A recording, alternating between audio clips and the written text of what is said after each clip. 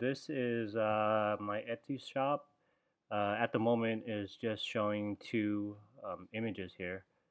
This is the one I recently uploaded. So what I've been working on is here. So this is the first image on my shop, the hero image they call it. And this is the second page that I will upload pretty soon once I finish recording this video. So with all these images that I have here, I just went back and forth using Claude.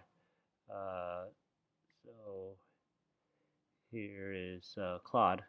So I just went back and forth. I just paste the PDF file onto Claude, and then I asked it to come up with the images. So hero image, set image number 2, number 3.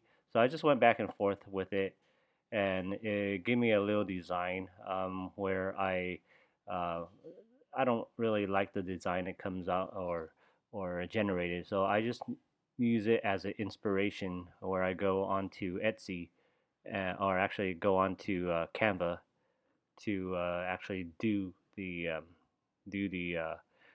or make the listing itself.